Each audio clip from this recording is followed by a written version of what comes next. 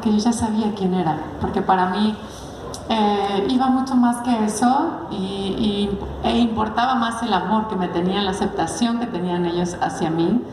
Y yo les decía, no importa, no pasa nada si me siguen diciendo Saúl. Incluso ahora que mucha gente de los atacantes de redes sociales están ahí diciendo, es que eres hombre, te vas a morir hombre, tu ADN, tus huesos, no sé qué.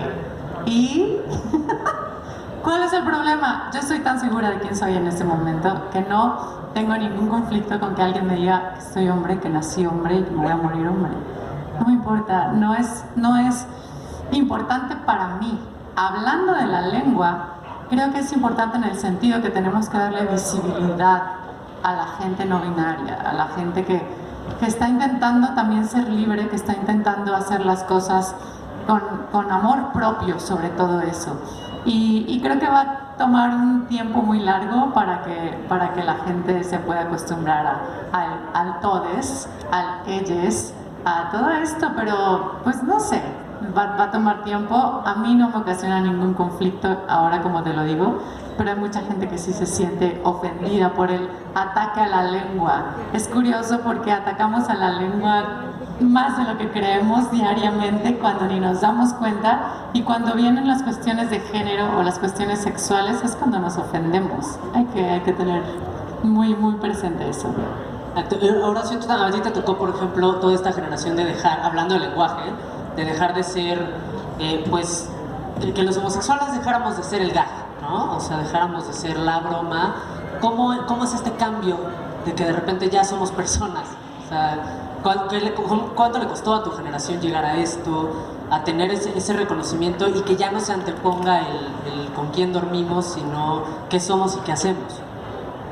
Mira, a mi generación le costó mucho, y a la generación de antes de la mía, que es la de los... Yo nací en 63, hace 58 años, pero hablando de gente de la generación de Carlos Monsiváis, que nació en los 30 o en los 40, para esa gente fue mucho más difícil, porque en esa época era total y absolutamente prohibido, incluso, aunque se sabía que existíamos y que éramos parte importante de la sociedad, eso no lo vamos a negar nunca, pero era prohibido. La sociedad mexicana de doble moral y las buenas costumbres en los años 30, 40, en los años de la postrevolución, era una sociedad, si bien bastante abierta en cuanto culturalmente hablando, ¿no? Sobre todo las clases, el proletariado no estaba tan contaminado de esta derecha subliminal que causa la doble moral y que sigue causando en tanta gente que marcha en contra de las mujeres que quieren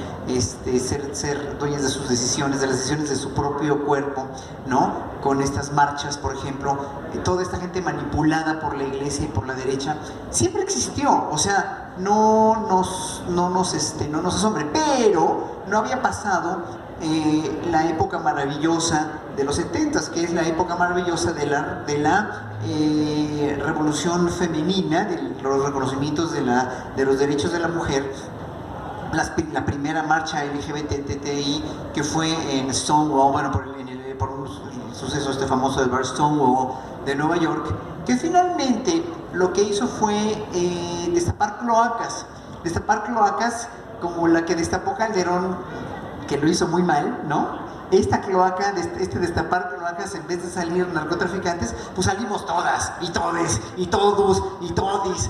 Y entonces fue maravilloso porque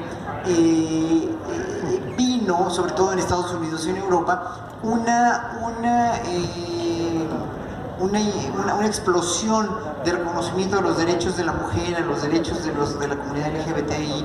Y entonces poco a poco se fue permeando más, aunque había una reacción muy grande, sobre todo en Estados Unidos. Es que Estados Unidos es un país que a mí me apasiona, porque Estados Unidos es el país de más doble moral y más conservador que hay en el planeta. O sea, es de lo más conservador, es mucho más conservador que los conservadores de Vox. En verdad, la sociedad norteamericana es tan de doble moral y tan conservadora.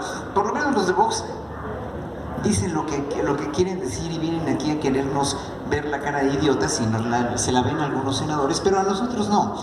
Bueno, dicho esto, lo que quiero decir es que el pueblo norteamericano es de muy, muy doble moral, pero en Europa sí pasaron cosas muy interesantes. Y también en otros países como Tailandia, por ejemplo, que se convirtió en una sociedad maravillosamente abierta, ya era por el budismo. Pero hablo de las sociedades judeo-cristiana musulmanes que estábamos muy permeadas por ese sentido de culpa. Mientras no acabe el sentido de culpa en estas sociedades, pues nunca va a acabar nada. Por eso aguas con el Papa Francisco, porque ese sí tiene ganas de cambiar las cosas, pero no lo quieren dejar, a ver si no se lo echan, porque él sí quiere y sí ha querido reconocer los derechos de todas y todos. Entonces, bueno, ahí hay una disertación muy interesante de la cual no quiero profundizar, porque este es muy, pero muy, viene un futuro provisorio si es que la Iglesia Católica por lo menos va a cambiar un poquito, puede cambiar un poco. Bueno, pero hablando de la generación de Carlos Monsiváis, que le tocó toda esa absoluta, el absoluto control de todas las minorías sexuales y de todos los derechos de las mujeres y de todas las cuestiones de hegemonía machista en México y de la moral y las buenas costumbres y de la Iglesia Católica y de las iglesias protestantes, porque él era protestante. Pues él me contaba, ¿no?, que las fiestas en los 50 eran clandestinas y era tremendo, porque no, o sea, era verdaderamente, vivían con miedo, con culpa, vivían vivían en realidad, ahora sí que con el Jesús en la boca, porque no sabían a qué hora les iba a caer la policía, ¿no? Todavía, a mí, que yo, como les digo, nací en 63, todavía veíamos en los 70s, igual ya había habido una marcha, la primera marcha en 78, 79. Entonces en 78, 79, 80, veías estos terribles encabezados de la prensa, del periódico La Prensa, que es un panfleto de Quinta, con el encabezado redada de hilos, así. Redada de hilos, ¿no? Y todavía había eso en los 80s, pues.